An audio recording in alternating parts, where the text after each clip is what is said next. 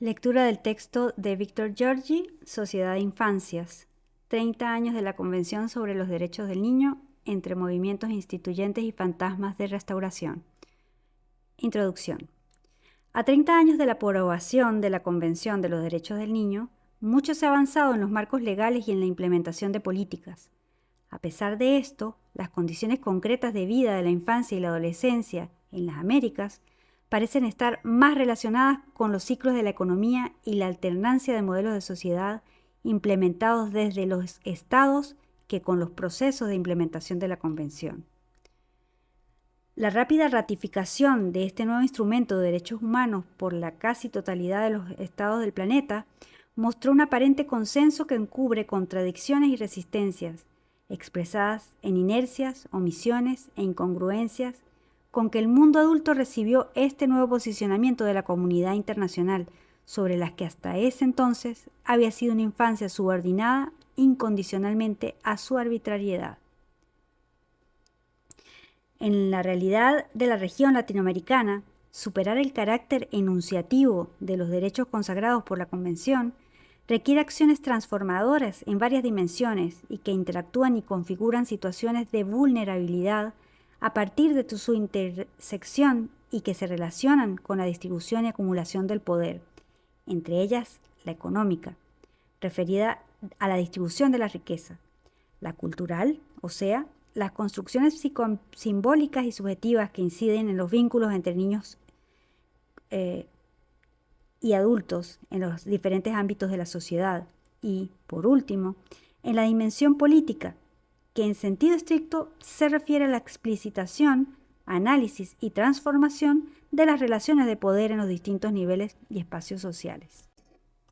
30 años después de su aprobación y los avances concretados se relacionan, en el mejor de los casos, con la accesibilidad y la calidad de los servicios, pero son pocas las evidencias de una verdadera transformación del lugar otorgado a niños y niñas en el universo simbólico cultural de nuestras sociedades.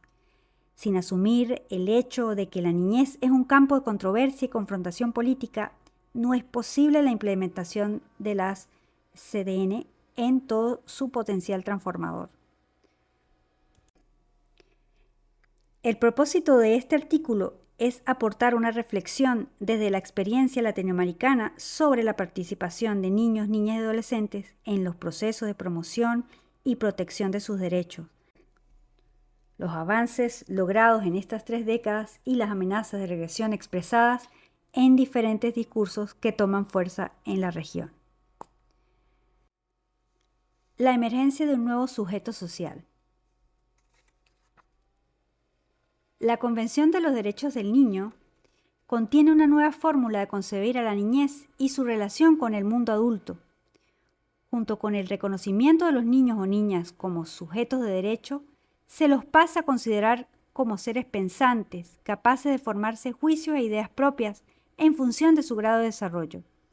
La restitución de la palabra a la niñez es vértice de un conjunto de derechos consagrados en la Convención y la sustancia de la participación y de un conjunto de derechos a la formación de un propio juicio, a la libertad de opinión y de expresión, a ser escuchado, a buscar, recibir y difundir ideas, a ser informado y a buscar información,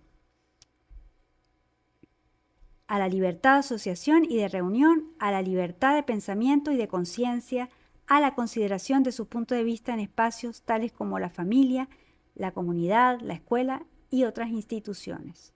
De este modo, no solo se introduce un nuevo conjunto de derechos, sino que se redefinen las tradicionalmente consagrados. Se transita así de la infancia como propia de sujetos sin palabras al reconocimiento de los niños como sujetos hábiles de comunicación dialógicamente interrelacionados a través del lenguaje, cita de Habermas, 1989, y potenciales interlocutores de los adultos.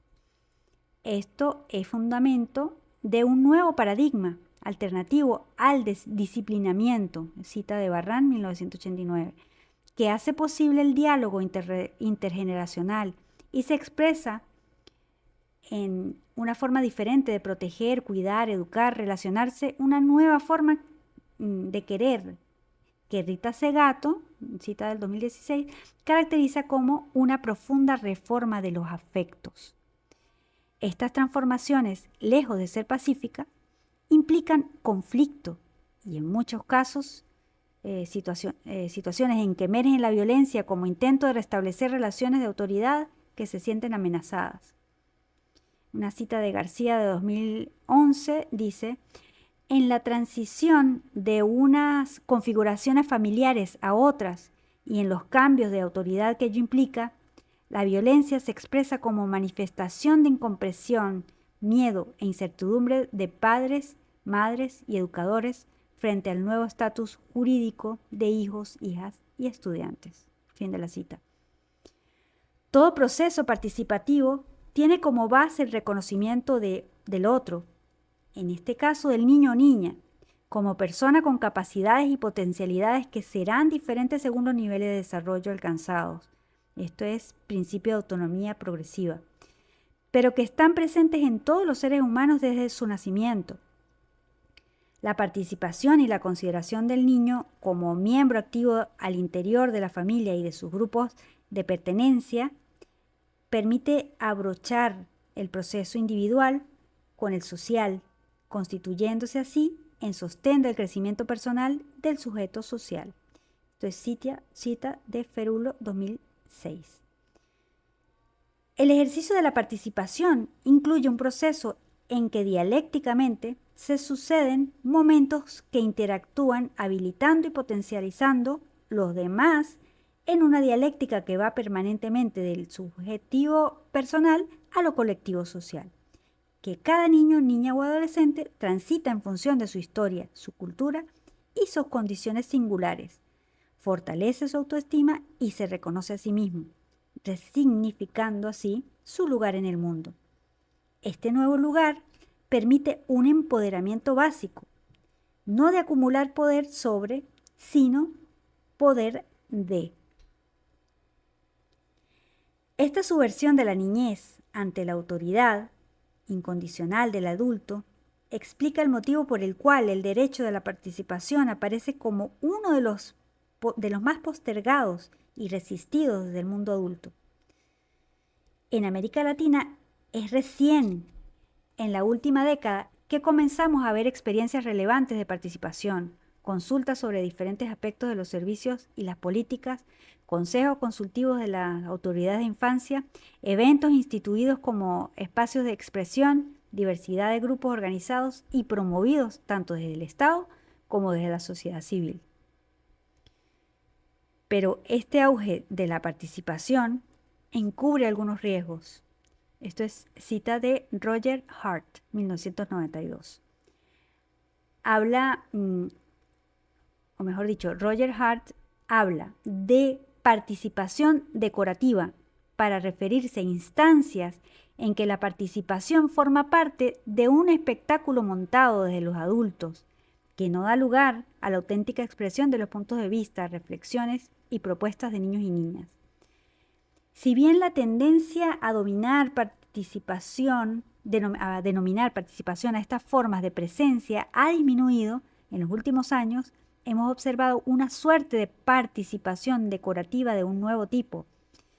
Me refiero a propuestas en que los adultos se expresan a través de la voz de los niños. Las grandes decisiones siguen siendo tomadas por los adultos, aún en espacios a los que se convoca a niños, niñas o adolescentes. Colisión de paradigmas. Durante las 3 décadas que nos separan de la aprobación de la Convención sobre los Derechos del Niño, los paradigmas opuestos de la situación irregular, cita de Beloff, 1999, o de disciplinamiento, cita de Barran, 1989, por una parte, y el de la protección integral del niño o niña como sujeto de derechos y denunciación por otra, han coexistido en los diferentes espacios de interacción social. Esta convivencia configura una auténtica colisión de paradigmas que se expresa en múltiples diferencias al momento de posicionarse ante la niñez y los temas relativos a su protección. Cada paradigma se corresponde con una representación social de la niñez, la que a su vez se corresponde con lugares de responsabilidades asignadas a los adultos en sus diferentes roles, construcciones que legitiman los modos de ejercer esos roles y formas de entender y ejercer la protección y el cuidado. Esto se expresa en la definición e implementación de las políticas sociales, pero también en las prácticas cotidianas en espacios como la familia, la comunidad y las instituciones. Cada paradigma tiene su forma de proteger, cuidar y educar y tratar. El paradigma del disciplinamiento se asocia históricamente al proceso civilizatorio, cita de Barran, 1989. La figura del niño o niña es considerada como la del bárbaro etario, al que se debe civilizar, corregir de los malos modales, de las pasiones, del ocio, de la compulsión a la actividad lúdica. En analogía con los procesos civilizatorios y evangelizadores, el adulto es el responsable de imponer los valores y comportamientos propios que los rescatan de la barbarie. En el paradigma del disciplinamiento, el adulto detenta el poder absoluto, impone sus ideas y puntos de vista en función de una autoridad que emana de su sola condición de adulto. Esto vale tanto a nivel privado como a nivel público, familia o instituciones, privado, familia, público e instituciones. Su forma de proteger es controlar, recortar derechos, secuestrar e institucionalizar. En este marco, la violencia es una herramienta legitimada para educar y resolver conflictos con quienes ocupan un lugar subalterno. Las intervenciones desde el modelo de disciplinamiento no promueven derechos, sino que incrementan la vulnerabilidad. El ejemplo paradigmático es el de los niños y niñas institucionalizados para recibir una supuesta protección. La institucionalización inhibe el desarrollo de habilidades sociales, estigmatiza y promueve la discriminación, debilita la autoestima, desdibuja las singularidades, obstaculizando el proceso de consolidación de una identidad propia. Esto refuerza el modelo de sometimiento ante la autoridad. La situación de vulnerabilidad a través de estos procesos de intervención deviene en culpa y vergüenza. Habermas y Revelato aportan un elemento clave para la comprensión de la importancia del lenguaje en la comunicación entre pares con adultos, al momento de pensar en sus derechos y lugares asignados en la organización social. En el ser humano, el lenguaje es una forma de acción. Es realizativo y no meramente enunciativo, cita de Revelato 1993. La emisión de la palabra es un acto de habla. Habermas entiende como acción comunicativa una interacción simbólicamente mediada, cita de Habermas 1989. El sometimiento incondicional a la autoridad adulta genera silencio ante las situaciones de abuso o maltrato y su correlato es la impunidad de los adultos que las cometen. En el paradigma de la protección integral, el adulto, desde sus diferentes roles, padre, madre, docente, facilitador, acompaña, supervisa, transfiere saberes, dialoga, respeta y garantiza derechos. Reconoce y respeta el principio de autonomía progresiva. No existe lugar para la violencia en tanto se habilita el diálogo entre niños, niñas y adultos basado en el reconocimiento y respeto mutuo. Desde el nuevo paradigma, proteger es garantizar derechos. Esto implica habilitar para su ejercicio. El niño o niña es considerado un sujeto activo que interviene y aporta a revertir situaciones que amenazan sus derechos. Por tanto, se respetan y se promueven los derechos a la información, a la opinión, la expresión y la escucha. Se cuida el respeto a sus singularidades en el marco de la articulación de la diversidad. Si reconocemos la participación como un derecho y no como mera alternativa metodológica, debemos asumir que ella es condición necesaria para que las políticas, planes y programas relacionados con la niñez puedan considerarse enmarcadas en las perspectivas de derechos. Es decir, debemos tender a que la promoción y protección de los derechos de los niños, niñas y adolescentes se hagan con ellos y no por ellos. Penetración del nuevo paradigma en la cultura popular y emergencia de discursos restauradores.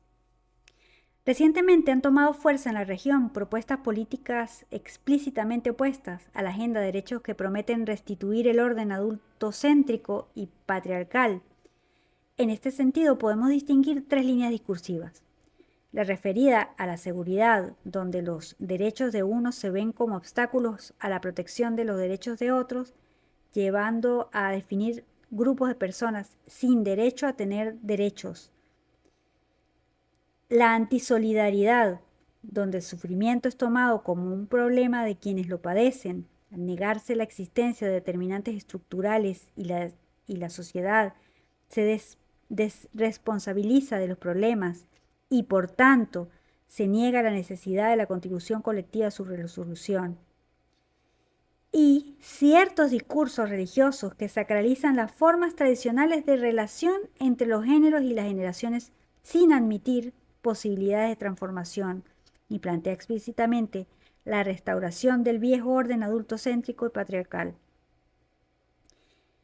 El eco que estas posturas encuentran en importantes sectores de la población nos hace reflexionar sobre la debilidad con que el paradigma de la convención ha penetrado en la región.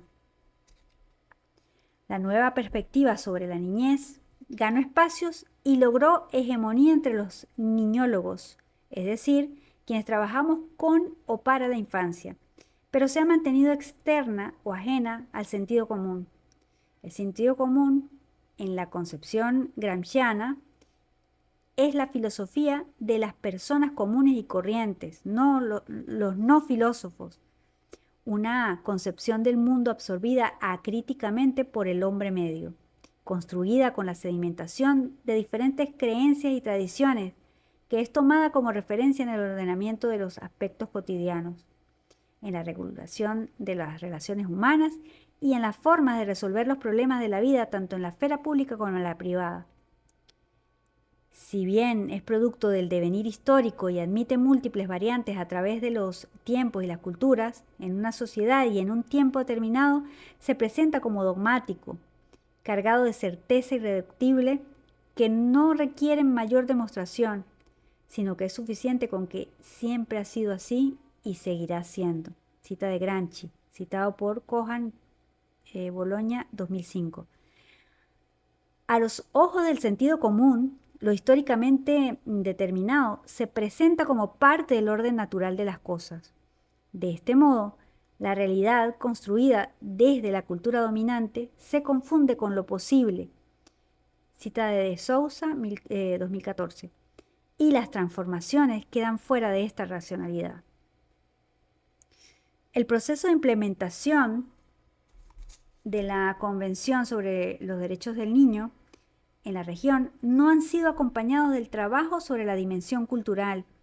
Si bien muchas normas promulgadas en este contexto pueden tomarse como acciones de transformación cultural en tanto modifican formas ancestrales de resolver situaciones cotidianas, adopción, prohibición del castigo físico, sanción penal al pago por sexo con personas menores de edad, estas han quedado circunscritas al ámbito jurídico, no favoreciendo el proceso de apropiación de esta nueva perspectiva sobre la infancia por parte del conjunto de la sociedad.